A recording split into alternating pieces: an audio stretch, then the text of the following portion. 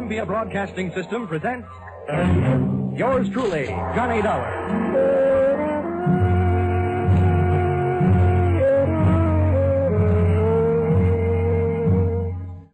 The next half hour has its baggage packed to take a trip with America's fabulous freelance insurance investigator, Johnny Dollar. At insurance investigation, he is just an expert. At making out his expense account, he is an absolute genius.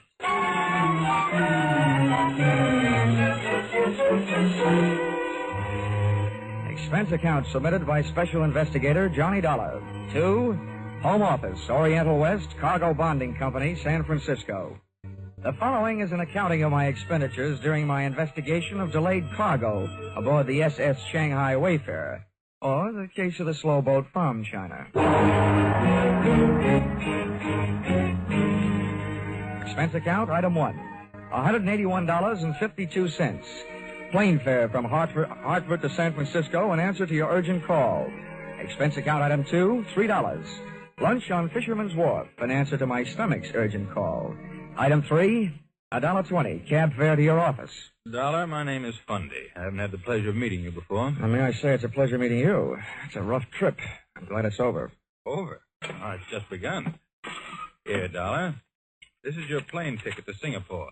Singapore? Mm-hmm. You know, Fundy, I had a choice. Really? To come to San Francisco to see you, or to take a case in Boston. A nice old lady on Beacon Hill clubbed her husband with an early American bed warmer. But no, rather than New England broiled lobster, I'd rather have San Francisco cracked crab. Now, all of a sudden, Singapore. May I ask why? Yes. We've bonded against the delay a $120,000 cargo of raw tin aboard the Shanghai Wayfarer. The ship was due to sail from Singapore 3 weeks ago. Still out there, tied up in the Tanjong Pagar dock. What's the delay? Mutinous, mechanical, or just plain mysterious? I'm afraid it's a little of each. We flew an expediter out there 10 days ago to see what he could do. All the satisfaction we've had from this man Harrison is a report that since his arrival, the Wayfarer's main shaft has burned out, her freshwater pumps have fouled up, and her steering machinery has gone on the fritz. You don't need an insurance investigator. You need a good plumber. Well, maybe you're right. But anyhow, you'll find our man Harrison, William Harrison, at the Crown Colony Hotel. He'll fill in the details. Dollar, you have only a matter of hours after you hit Singapore to get the Shanghai Wayfarer started on its way. I must impress upon you the fact that any delay after that will cost this company $2,500 a day. Well, all I can promise is the old college try. Times like this, I wish I'd gone to college. Well, anyway, I'm in the right town to make my last night in the States a good one. A few drinks with the right gal at the top of the mark. A few rare steaks at Alfred's. A few dances to Freddie Martin's music at the St. Francis. A few moments alone in the arms... Dollar. Huh? That sounds mighty good. But your plane leaves in 2 hours. 2 hours? Well, I guess I'll have to do without the drinks, the dinner, and the dancing.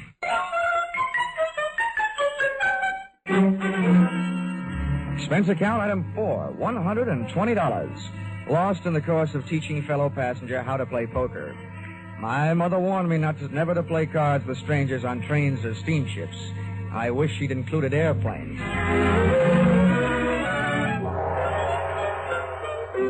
You'd implied, Fundy, that the situation smelled. Well, you should have caught a whiff of the city, especially the native sections, through which I had to pass on my way to the Crown Colony Hotel. I found it on Anson Road. I found myself a room. I also found William Harrison's room. Harrison? Hey, Harrison.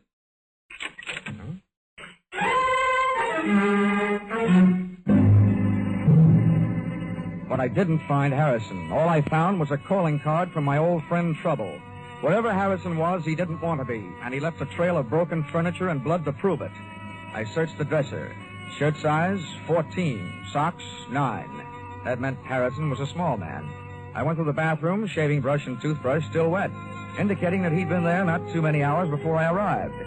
Then I tried the wastebasket. In addition to one large glob of used chewing gum, an empty cigarette package, and some old Kleenex, I found a swizzle stick with a name on it. The Collier Key Bar. Well, all that meant was that Harrison had a head cold and was trying to cure it with Singapore slings. But at least I knew where he'd been drinking it. The Collier Key Bar looked out on the harbor. It was dark enough inside to give a man a good excuse for drinking nightcaps at noon. Your pleasure, sir? Say, how are you on mixed drinks? Mixed drinks? Governor, if I don't know how to make 'em, I look 'em up in the book. If they ain't in the book, I fake 'em.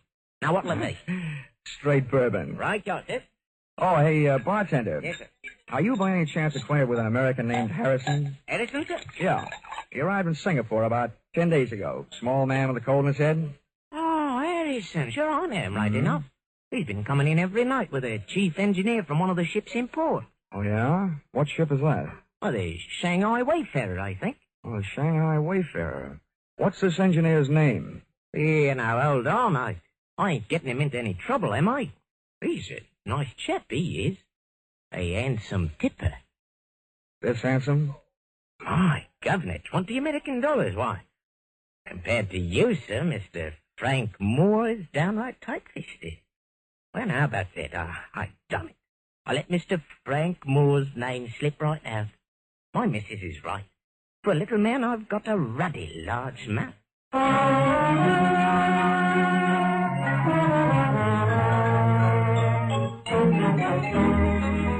Expense account, item 5. Rickshaw fare to the Tanjong Pagar docks, 10 cents. Tip to Ponyboy, $1. The ships moored fore and aft of the Shanghai Wayfarer were busy stuffing the pungent treasures of the East into their deep steel pockets.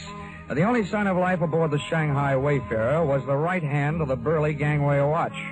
It was holding a knife with a 6-inch blade and slicing thin slivers off a plug that looked more like tar than tobacco. As a gangway watch, he might have been fine. But as a reception committee, he was no Elsa Maxwell. That's far enough, mate. There's nobody aboard and there's nobody coming aboard. It's all right with me. All I want's a little information. Where can I find your chief engineer, Frank Moore? You come to the wrong place. Try the icebox over at the Singapore police. They fished him out of the harbor this morning, stabbed to death. Oh? Any idea who did it? They're holding some dame he's been playing around with. No, I don't know her name. Have they got anything else? Listen, mate, my job is to guard the ship, not answer questions. Okay, have it your way. Oh, watch out for pirates.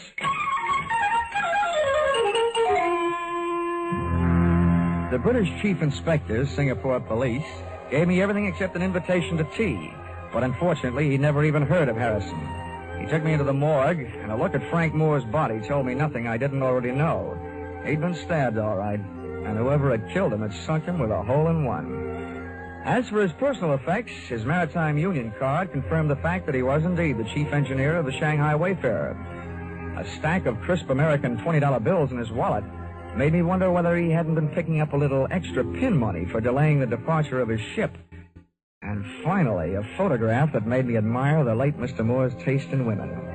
Whoever it was that said, "Never the twain shall meet," should have met her. She was half caste and all woman. Her picture was inscribed to Frank Moore, "Yours forever, Chandra." From the inspector, I learned 2 more things. 1, the fact that the police had already questioned and released her. And 2, her business address, the Wardlaw Bar on Malay Street. Hello,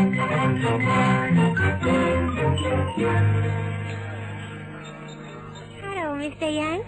You like a midnight sing-song girl? No, the only girl I want to hear sing songs is Dinah Shore. Go on, beat it, will you? Oh, hey, wait a minute. Yes, Stuart? Where's Chandra? Oh, she go across to Penang tonight. You buy me drink, mister? We sit right over there. Get it. Oh, Zamonja, hello. I took you away home to Shanghai one night in your own coffin. Complete with stab wounds, no doubt. Why you say that? Why you ask for Chandra? I'm a stranger in town. I can't find the local chapter of the Lonely Hearts Club. So, shall we find a quiet table? I don't know you. No, but you knew Frank Moore. That gives us something in common. Over there is one. Okay. This doesn't sound like a very quiet table to me. In Singapore, you will learn whispers stand out in the quiet. They disappear in the noise.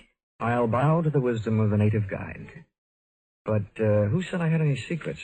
You talk about Frank Moore, so I know if you do not have secrets to give, there must be secrets you like to learn. But I tell the police everything I know, which is nothing. Oh. No, you are disappointed in me? No, not at all. You make good scenery. And I'll bet there's quite a story that goes with you. Oh, you find me interesting. I'm a man. Why do you come to me? Well, there were two places I could go for what I'm after. And you're much prettier than the SS Shanghai Wayfarer. I'm looking for a lead on a man named Harrison.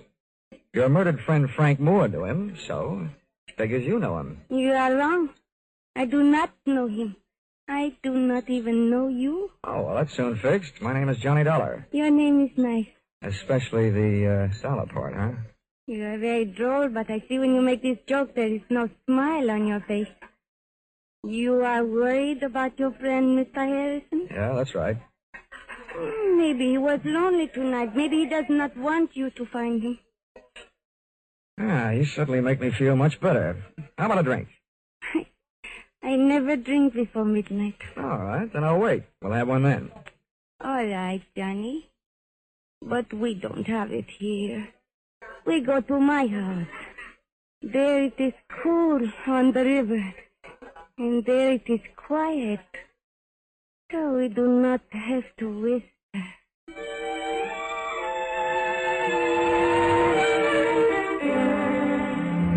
Midnight must have been invented for Singapore, and her house must have been invented for midnight.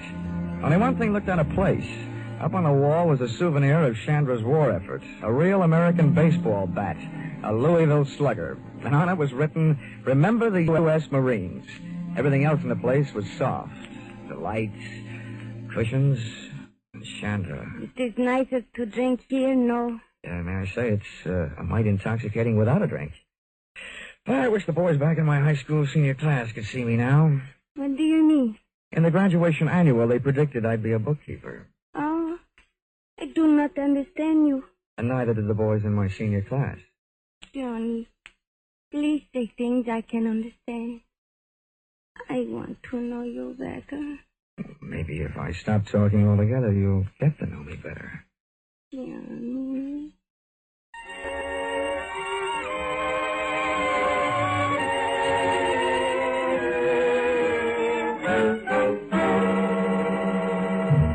So I stopped talking, but I didn't stop thinking. When I'd mentioned Harrison to Chandra earlier, she said maybe he was lonely tonight. If she didn't know him or anything about him, I wondered how she knew that he was missing tonight and not for a couple of days, or maybe even longer. Besides, the boyfriends of women like her don't keep secrets. I still assumed that if Frank Moore had known Harrison, Chandra had known Harrison. I also assumed that she'd spited me into her parlor for purposes other than social. And that notion was seconded soon after I had it, when somebody kicked the door open. He thinks you're Johnny Dollar. The two boys in the door were not from Western Union, and ugly as they were, Chandra left my side to join them, which made me think that maybe my senior class had been right. Looking at that trio, 6 eyes and 2 guns glaring at me, I wished I was a bookkeeper.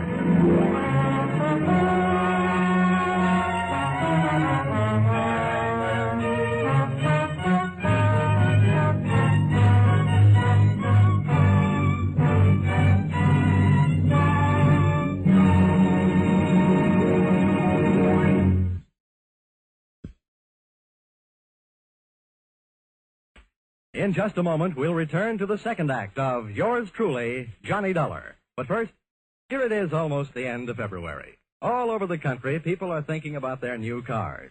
All but one man. And he remains quite content with his old automobile and wearing apparel, an ancient Maxwell and a well-worn toupee. For these reasons, and for several others, named Mary, Dennis, Don, Phil, and Rochester, he now has the #1 comedy show in America. All over the country, people think about him, too, every Sunday night. Hear the Jack Benny Show with Claude Rains as Jack's special guest next Sunday on all these same CBS network stations. And now, back to Yours Truly, Johnny Dollar. The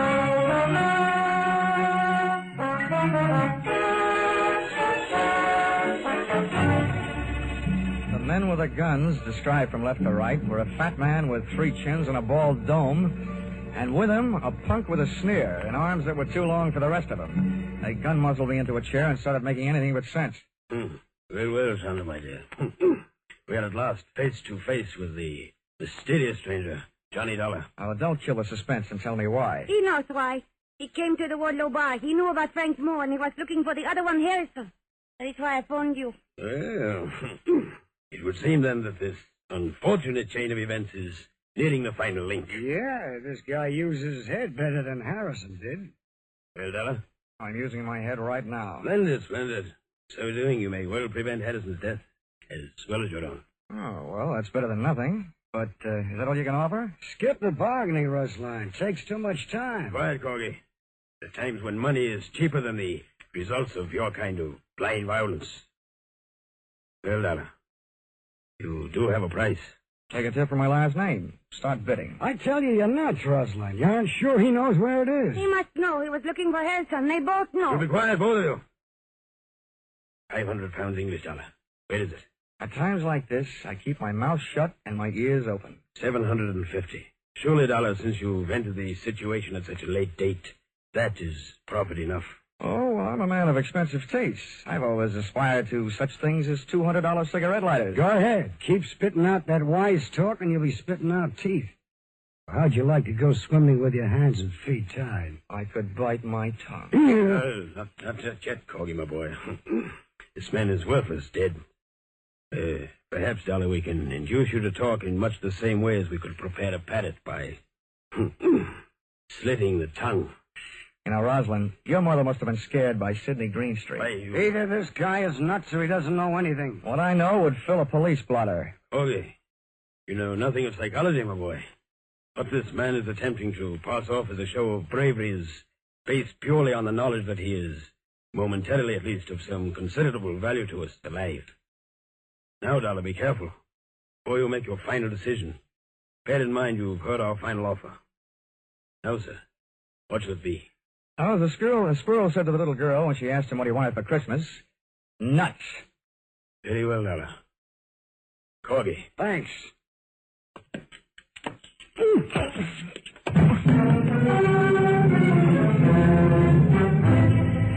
I finally came to in the dark, trussed up like a turkey, and lay there trying to figure it out. Obviously, the two rude dudes thought I knew something I didn't know. But what I did know was that finding Harrison had turned into a big, fat headache. Also, that I had accomplished exactly nothing towards speeding the SS Shanghai Wayfarer over the bounding main. While I was comforting myself by repeating over and over that old insurance company soother, never say die, I discovered I wasn't alone. Hello. Huh? Who are you? Well, you were here first. You tell me. Well, my name is Harrison. Harrison? Yes, who are you? I'm Johnny Dollar. I was sent out here by the Oriental West Cargo Bonding Company. Oriental West? Yes, I was supposed to do what you couldn't get done. And look at me now. Getting hit over the head and dumped in here must be par for the course. How long you been here, and why? I've been driving myself crazy trying to figure that out. Well, this little guest house, wherever we are, must only have one set of proprietors. I can tell you who they are, at least by the names they're using tonight. Rosalind and Corgi. They offered me 750 English pounds to tell them where something called It was. What is It? What's a package? What's in it? I don't know. It belonged to the chief engineer of the Shanghai Wayfarer, Frank Moore. He was helping me try to get the ship on its way, and I owed him a favor. He asked me to drop this package at a bar. The Wardlow bar, yeah, go ahead. That's right. I was supposed to give it to a girl named Chandra.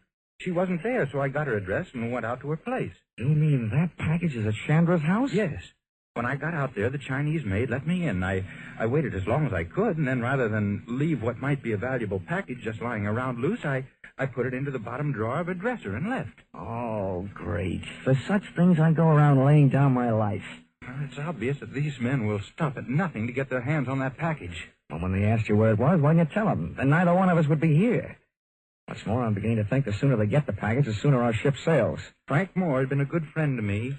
He wanted Chandra to have it, and I couldn't just turn it over to those two. Well, I've got some news for you. And this should make you really unhappy. Those two happen to be in business with Chandra. They're all on the same team. She's one of them. What an idiot I've been. Well, here we are, all roped up.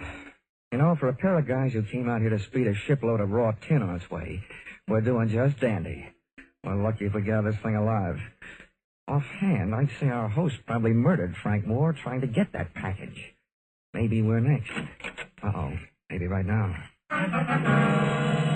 A beam from a powerful flashlight stabbed us in the eyes. The sudden change from too much dark to too much light kept us blinded. Well, look who's here. At least the voice behind the glare wasn't Rosalind's, and it wasn't Corky's.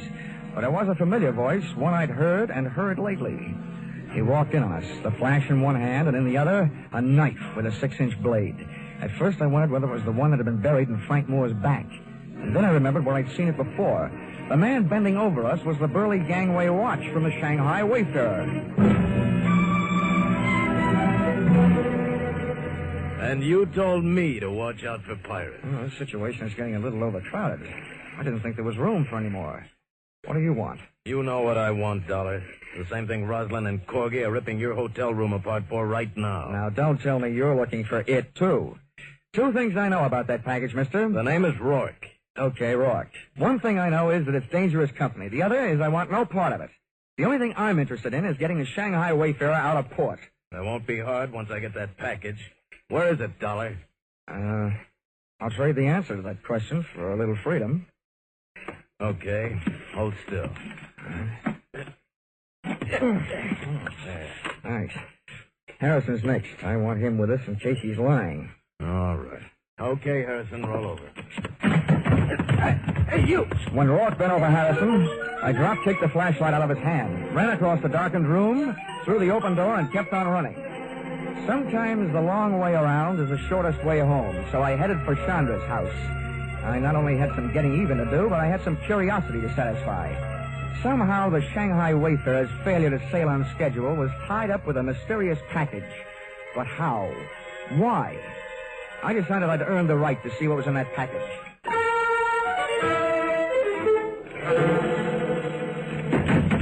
Johnny! I didn't want you to be lonely. I heard your playmates are over making themselves at home in my room, so I thought you and I could have a little chat. Maybe I've got a surprise for you. What, Johnny? I think I know where that package is. Johnny. You get that package. We both don't worry for the rest of our lives. But we must hurry before Rosalind and Corgi come back. We go now. Okay, where's your bedroom? Johnny, what do you mean? Now, come on, where is it? Come, I'll show you.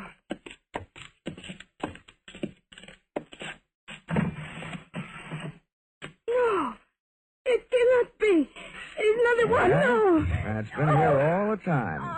And now while I open this thing, you can go and have yourself a nervous breakdown. Say, this is more fun than unwrapping Christmas presents.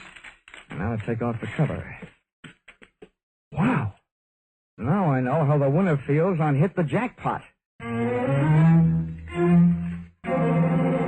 package was paper all the way through, brown wrapping on the outside and green spending on the inside. Big bundles of fresh, clean American 20s. Thousands of the same kind of bills that the Singapore police had found in the late Frank Moore's wallet. It would have taken half a day to count it, and I'd wasted too much time already. There'll be no good to you without me, Johnny. You have to know how to get rid of them. Oh, counterfeit, huh? Yes. They are made in China. Frank Moore brought them from Shanghai to Rosalind to take to the States, but Rosalind was not here in Singapore. He was late, so Frank had to make some accident happen to his ship to keep it from sailing. But then he changed his mind. He decided he would give the money himself, but Rosalind caught up with him. Oh, I see. He was sending them to you by way of Harrison, just before he was knifed by Rosalind, huh? Who talked him into that? You, by any chance? You and I could be very rich, Johnny. You never give up, do you? There's $500,000 there. Mm-hmm. Yeah, it should buy about 50 years in jail. I'm taking this down to customs and you with it. No, I do not think you do. Uh-huh. Time to play another visiting team. Come on, beautiful. I don't want you in the way. Let go of me, Harrison! I grabbed her, lashed her wrist with a cord from the package, and since she liked money so much, I stuffed her mouth with a fistful of those troublesome $20 bills. I locked her and the rest of the loot into a closet, and dashed into the other room looking for a weapon. And then I remembered that Louisville slugger from the U.S. Marines. I was glad they'd landed. I grabbed it off the wall, got a toehold in the carpet on the left side of that door, wrapped my fingers around the bat, swung it on the back of my shoulder, and waited. Sandra, my dear, we just came... Oh! 2 out and 1 to go. Go! 3 outs, and the side is retired. What a ball game. First, I take your guns. And now we sit and wait for you to wake up. I'll take over from here on in, Dollar. Huh? Oh, I don't know about that, Rourke. I happen to be the guy who has the gun. Oh? Well, here. Take a look at this. What's in your wallet that I want to look at? More hot 20s? I'm not taking my eyes off you, Rourke. Okay, I'll turn around with my hands up, and then you can look at it. Okay, fair enough. But if you so much as move, I'll start shooting. That's the deal. Oh, it's a fine time to learn this. Are you satisfied? John Joseph Rourke, U.S. Treasury Department. Come on in.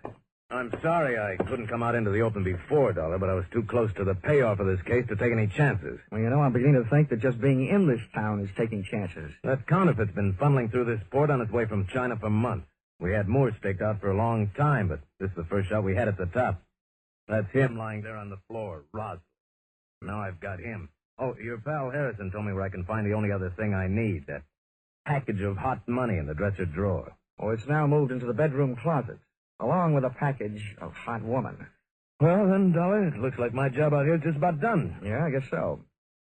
Hey, wait a minute. You're from the Treasury Department. Yes? Well, then, after you get all these birds into their cages, how about helping me make out my income tax?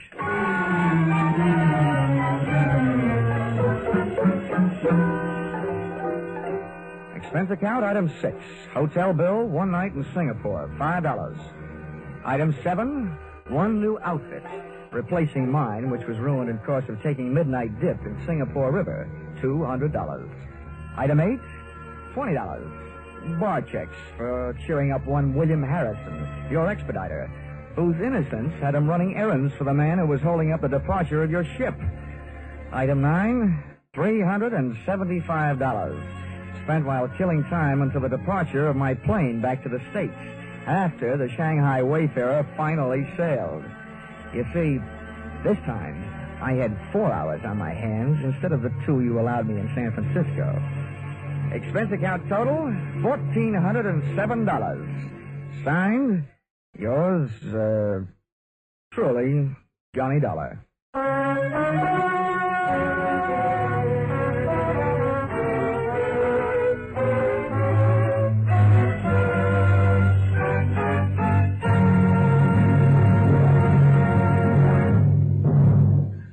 In just a moment, we'll tell you about next week's Johnny Dollar adventure. But first, for more exciting drama in the mystery and adventure line, remember CBS 2 thrill-packed Saturday night shows, The Adventures of Philip Marlowe and Gangbusters. Be sure to hear Philip Marlowe and Gangbusters tomorrow night on most of these same CBS network stations. Next week, CBS will take you adventuring with Johnny Dollar, hitting the hot spots in Palm Beach and New Orleans, with the star of Hades, Diamond, on a trip all points south. Charles Russell plays the role of Johnny. Our music is composed and conducted by Mark Warno. Yours truly, Johnny Dollar, is written by Paul Dudley and Gil Dowd, and is produced and directed by Richard Sanville for CBS, the Columbia Broadcasting System.